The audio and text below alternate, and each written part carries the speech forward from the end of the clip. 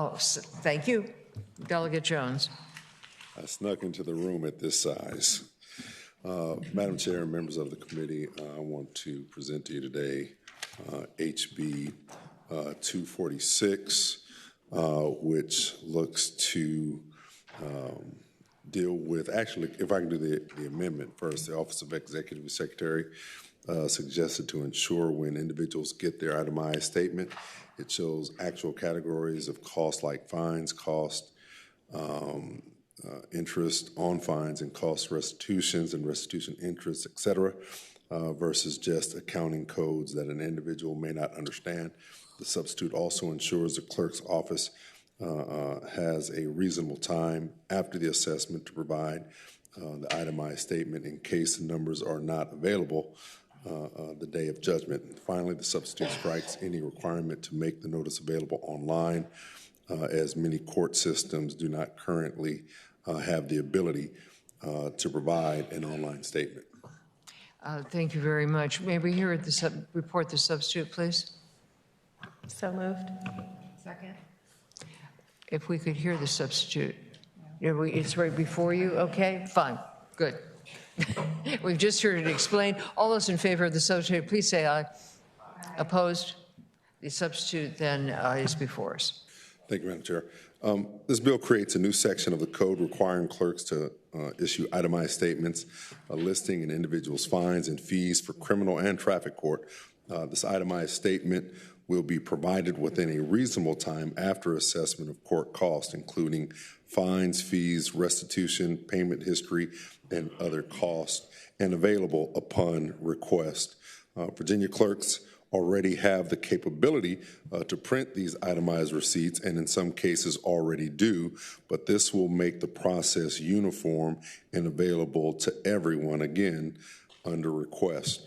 Upon request, rather, as written, the Virginia Code does not require the clerk of the courts to administer itemized statements of court costs. This makes it difficult to keep track of them and to know exactly what an individual owes. The breakdown of fines and fees being assessed, the major cost, how payments are being applied, and how interest accumulates if it is accumulating. That is the basic nuts and bolts of the bill, Madam Chair. I see Delegate Williams. Madam Chair, a question for the patron. So I understand the policy and the underlying need for transparency. I'm mainly talking about logistics and costs. So the clerk of the court shall provide. I need to know when that is to be provided and how, such as if you're going to provide it shortly after the defendant's been sentenced, or if you're asking us to mail it to every defendant. First, it would be done upon request, and then the clerk would have ample time to provide it after that. Okay, Madam Chair, the substitute I have in front of me does not say upon request under the first sentence. It only says upon request under the second sentence. And it seems like the first one is an initial itemized statement, and the second one is a updated statement. And so I would ask the staff if I'm reading this incorrectly and if we need to address this language. Madam Chairman, members of the subcommittee, that is correct. Delegate Williams, that is how the substitute is written. It does say that the clerk shall provide what the fees are, and then they shall provide the updated statement once that defendant makes that request. So it does sound like it is an immediate document given to a defendant, and then if maybe they made a payment or something else on that, upon request, the clerk could then give them that updated statement. Madam Chair, a question for the patron. So is it your intent to have all of it to be upon the request of the defendant, or I'm done speaking. I'll let you answer because you seem like you're about to. Madam Chair, yes, it is upon the request of the individual to receive So an the interpretation then upon the request of applies also to lines 11 through 16, the first sentence as well? Yes, ma'am. Counsel, do we need a clarification on that? And you can do it all, I mean, in between now and full if you feel it does. Well, I was going to say, Madam Chair, members of the subcommittee, it would just be inserting upon the request of the defendant on line 11 after shall. It would parallel the language that is on already line 16 and 17. So I can do that one. Yeah, I think we can adopt that amendment. I hear a motion. Move the amendment? Second? Is there a second? Second. All those in favor of the amendment as reported on line 11, making it upon the request throughout, please say aye. Aye. Opposed? Okay. Are there, I see no one else on the list, people speaking for the bill or on the bill with respect to the Office of the Executive Secretary? Yes, Eileen Longenecker with OES at the Supreme Court. Just to clarify, I don't think the intent is to limit it just at the defendant's request. The idea is that someone, when the court case is done, if they go around to the clerk's office, that they can get an itemized statement. For general district courts in particular that have a huge volume, that's not possible. If they don't pay the fines and costs on the day that they are sentenced, then a statement is mailed to them detailing the fines and costs. Currently, that statement, it's the DC 225 form, just says total due. And so the idea is on that statement, if you don't pay that day in court, it would say, here's what you owe for fines, here's what you owe for costs, restitution interest, and would break it out in those higher level categories. And so I'm not sure adding the amendment, limiting it to the defendant's request to the first part of the bill, I think that's a little bit different than how the court does that now and provides less information to the defendant. Okay, so just to follow then, obviously I should have called on you before for any comments on. So you're saying that the last amendment would take us back from what standard practice is? Yes. With the, Madam Chair, members of the committee, with the amendments, more information, with this substitute, more information will be provided to the defendants that is currently provided. If you go into the court and pay $50 towards your fines and costs, you do get a detailed statement showing how it was allocated to each of the account codes. But for the balance owed, it just has one number for fines, costs, and interest lumped together. So the idea is it would be separated out. Here's what, now that you've paid your $50, here's what you owe for fines. Here's what you owe for costs. Here's what you owe for interest, restitution. And so that's how the court would implement the bill, implement the substitute. I do think the amendment would provide less information because it would limit it to only at the defendant's request. Then if any other day the defendant would like the payment history, like to know the balance, then they can be, at their request, they can get that information. Thank you. So given what we have just heard, a motion would be in order to rescind what we just did, however legally we're supposed to do that. Madam Chair, I move to strike the amendment that the committee passed. A second. Voice vote, all in favor say aye. Aye. Opposed? No. Just because I messed up, huh? No, because I know it does. Okay, so now we're back to anyone who wishes to speak for the bill, the substitute before us. Thank you, Madam Chairman. Maisie Osteen from the Legal Aid Justice Center.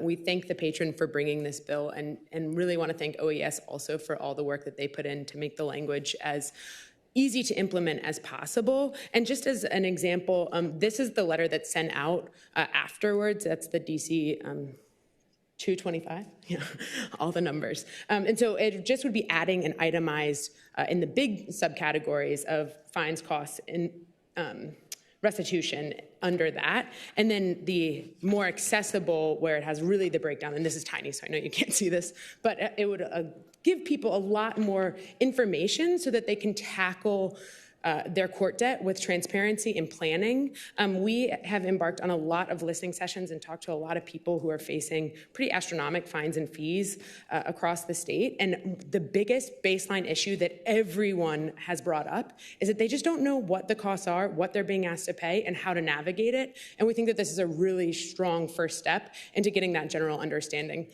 We all see the numbers on all the bills we pay, and I would hope that that same courtesy could be extended to this process. Thank you. Thank you. Thank you, Madam Chair. My name is Eugene Oliver. I'm from Harrisonburg, Virginia.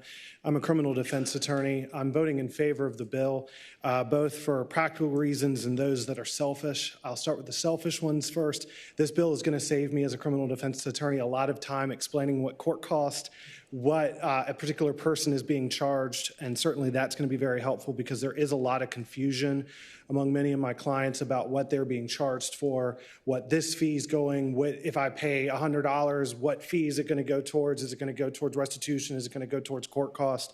And secondly, a lot of times what I'm seeing is if someone's coming back before the court, let's say on a probation violation, or it's a motion to release them from supervision, one of the questions ends up being, what do you have left in restitution? What do you have left in court costs? And having detailed itemized statements are going to be extremely helpful in that, and sort of being able to be an advocate for them and directing them in terms of what they need to do, and also informing the court whether there is still an outstanding obligation the court needs to be concerned about, or is it something that is a minor court cost that, you know, can be assessed as a judgment. So I'd ask for y'all to support the bill. Thank you. Thank you.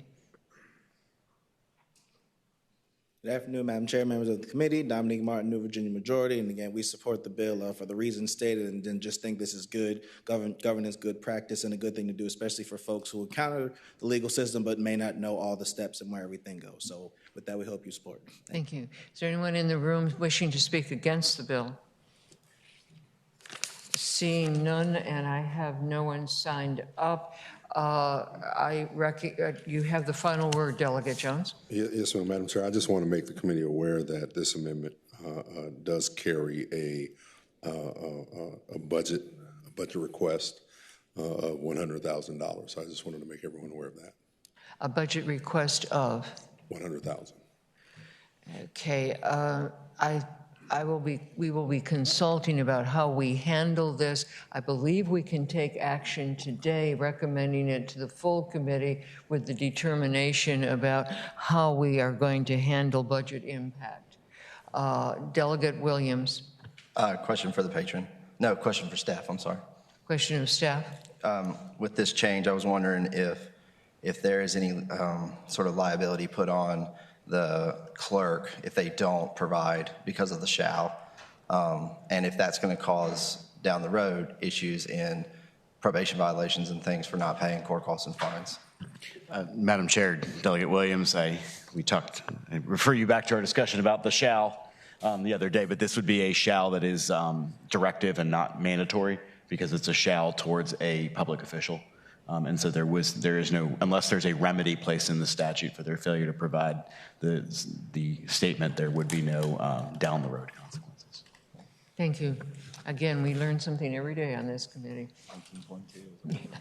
Are there any other, no other questions of, do you have a final statement? No, ma'am. Okay. Thank you, Madam Chair. The motion is in order. I'd like to move to report with the substitute and refer to appropriations. Pardon? And refer to appropriations. Move to report with the substitute and refer to appropriations. Okay.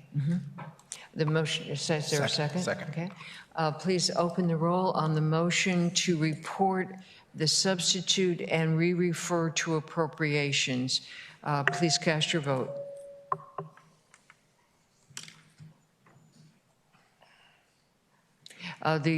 Close the roll. The motion passes for 246 as substituted. We report to appropriations by a vote of 7-1. Thank you, Delegate Jones. Thank you. Okay, the next